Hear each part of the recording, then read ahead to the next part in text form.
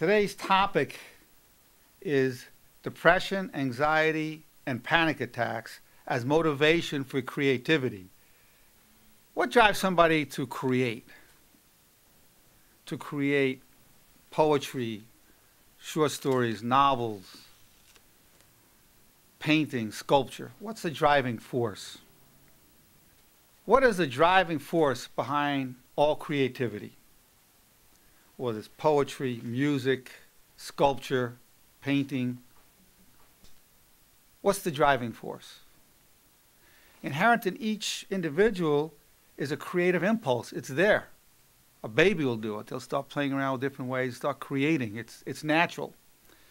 So the creative impulse, we do not create the creative impulse. The creative impulse is a gift from God. It's a gift from our Creator. We do not create it in itself. Just like we don't create our own life, we don't create our own creativity. But the question is, how can we maximize it? How can we actualize our creative potential? Some of those creative aspects are generated by suffering, whether it's depression, anxiety, panic attacks. All forms of suffering will drive somebody to being creative to deal with it. Physical pain, cold weather, generates, find ways to then deal with the elements, leads to creativity. The opposite of creativity is boredom. A person's bored, nothing to do. What is a person saying when they're bored? They're saying, they might say, gee, I went to this show, it was boring, or I was with so-and-so, it was boring, or I was sit by myself and I was bored. What it says to me is that that person's thoughts are boring to them. It's not interesting. So we're going to talk about creative thinking.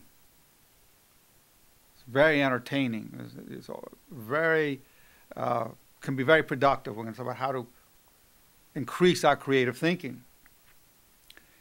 Now, we know for a fact that writing can help reduce a person's depression, anxiety, help them even find meaning in it. See, that's one aspect.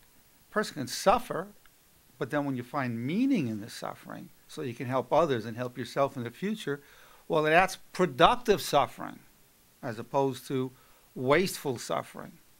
If you look at most of the great songs, what are people singing about? Typically, they're singing about that they're suffering, they're crying, their loved one left them, they're going through hard times economically, whatever, they're suffering. Now, it's also then writing to express our joy and the beauty that we see. That's also a tremendous urge towards expressing ourselves. We want to be known. We want to express ourselves. Now, the best self-expression and the proper use of the creative impulse is not only self-expression, no. Because a person can express very negative aspects and make everyone hearing them, bring them down to very dysfunctional levels, bring them down into depression itself. You can make a movie that depresses anybody that sees it, for example. No, the proper function of the creative impulse is the upliftment of humankind. To uplift yourself, your loved ones, and humanity. That's the proper use of the creative impulse. And we've all seen art and heard art that's done it. We've heard music that just makes you just soar. And you've had other ones that just bring out very egotistical, violent impulses. But the true creative expression and the truest form is meant to uplift. Well, now we're going to proceed with types of writing that I've done myself.